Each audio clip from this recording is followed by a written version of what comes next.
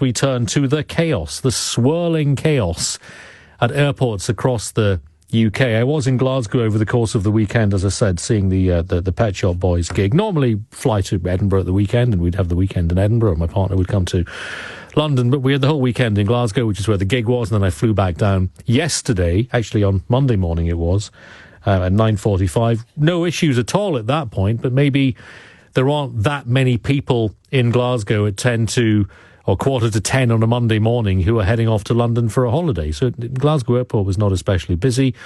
No delays getting through. Everything seemed to go just fine. Of course, that's not been a typical experience, perhaps, as far as many families who are heading off on holiday is concerned and have been concerned over the last few days. Chaos at a variety of UK airports, and it seems like it's going to get worse before it gets better. Julia Lo Bue-Said is the CEO of Advantage Travel Partnership, the UK's largest network of independent travel agents. Julia, thanks very much for your time. I don't want to phrase this in such a way that it makes it sound like everything is your fault or your responsibility, but what on earth is going wrong? It's a really frustrating time, to be perfectly honest. You know, after being shut down for 2 years, desperately trying to get passengers out to their destinations, and in the main, millions are. Let's put it into context. Flights are departing, passengers are travelling, and we're managing to get everybody where they need to be at the right time.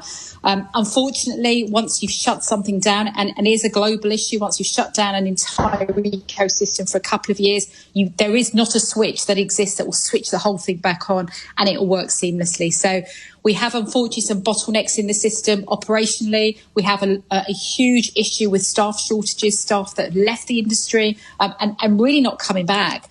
So getting new talent in, new people engaged, trained, etc., is creating an issue. And we've seen this all happening when the demand for travel has surged, I think, beyond any of our expectations. Well, let's take some of those in turn. Firstly, staff leaving the industry and indeed leaving the UK during COVID, as many did. Many of them have not returned because presumably the parts of Europe to which they have returned are much more welcoming of them than we are, a country that spent years shouting at people to go home and then act surprised when it turns out they did. Yeah, we've lost about 1 million workers, haven't we, across the whole ecosystem. A lot of those worked in travel and hospitality. So absolutely, Brexit has caused an issue. We've got high employment in the UK, so there are just not enough people right now that are out there that are, one, looking at the industry and thinking, actually, that's a very calm, industry, inviting industry that I'd want to work in. So we've got the image issue. We have unsociable hours that many people do work on sociable hours, but in the industry, if you've now got used to not working those unsociable hours and there isn't possibly the flexibility, do you want to come back in? So there are a number of areas where, from a staffing perspective, it's creating some issues, but it will come back. People will gain new talent and great expertise back in, but it's going to take some time. Isn't one of the problems, though, that the security clearance which is needed, particularly by new staff, which I think normally takes 3 or 4 weeks to acquire, is taking months? Is that the case, and why is that happening? It's certainly the case for for those that are working at the airport and crew. So the capacity that is needed again to get staff operating and to get staff passes at airside. Again, that's bottlenecked. That's purely because of the number of individuals that are having to go through that process. And it's quite a long process in terms of getting employment records, references, where staff have worked maybe a few more jobs over the last few years where they've left the industry, having to go to all those employees to get references. It's just it really is a logistical challenge. More than that, it really isn't. But that's what we're faced with. But on that security clearance question, is it another example of stuff just not working in this country? We've got people waiting months and months for passports, people waiting many months for driving tests, and all the problems at DVLA are very well rehearsed as well. That feels to me, naively perhaps, like a administrative logistical question. Something that used to take weeks is now taking months, and that is a really big part of this problem. Again, why specifically is there that delay with people getting security clearance? I think it's one of those unfortunate oversights, if I can call it that, where... Quite a big one. It's a huge one, and as I say, that's a bottleneck that exists. There will be different examples that in hindsight you think, well, actually, if all of a sudden you're having to bring in, hundreds of thousands of new staff members to the industry, if you're now all of a sudden overnight having to give airside security passes, if you're now having to train them, what the knock-on impact that's just created is just overwhelming. The government have relaxed the rules on some of the airside security passes, whereby at the moment they're allowing them to train before they get those. They still need to go through that process, but it's just trying to speed up the process slightly. Not the holy grail, but again, it's a tick box to help the process, ease where possible. Anyone who travels regularly knows how frustrating it is when information is not being handed out by companies which are failing to do their duty. And I think what is really emblematic of all of this is the sight that we saw yesterday. I forget which airport this was in, but the police turning up to address crowds of bitterly disappointed holidaymakers in lieu of anyone from TUI turning up to explain what had happened. Well, it's just devastating and awful, and obviously I don't work for TUI and wouldn't speak on their behalf, but it affects the whole industry, and bitterly disappointed that when we're an industry that is all about fulfilling dreams and providing people with when they're travelling for leisure purposes, for wonderful holidays and memories, and then we have those situations at the airport. We're all deeply disappointed by it, and it impacts us all because it obviously has a huge impact for confidence and the image that it creates. So that shouldn't be happening. It really shouldn't be happening. I don't know those. I was away yesterday, so I don't know those specific details. But yeah, that's really disappointing. Extremely sad. But disappointing also that no one from TUI rather took the responsibility to deliver that speech themselves to those disappointed holidaymakers.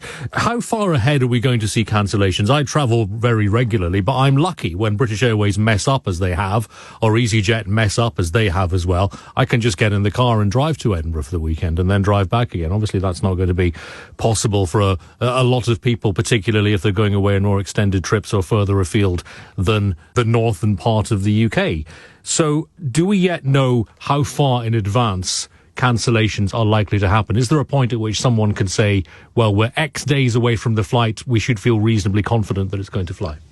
Well, I hope so. My members are travel agents across the country, and I can tell you all they're doing day in, day out at the moment is really making sure passengers are on these alternative flights. So they'd ask the same question. I think what we are starting to see it's not every airline, as you know, and not every airport. So we're starting to see different airlines taking a slightly different view in terms of their when they're cancelling.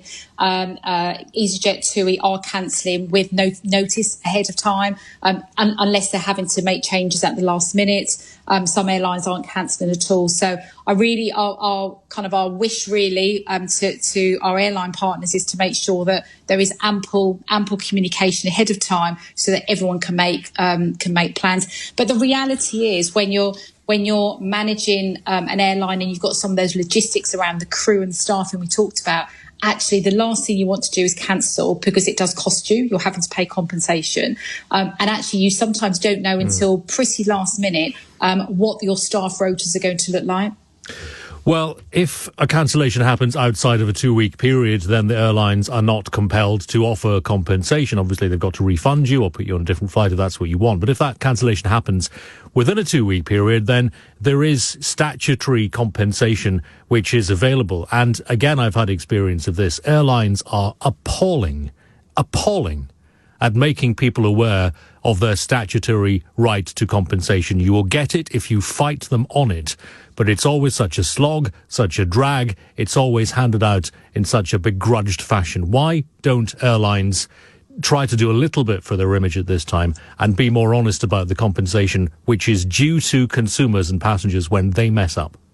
Yeah, and I think it goes back to the point I made, depends on how you book and who you book with. Travel agents will always make sure you know your rights and have a very clear understanding.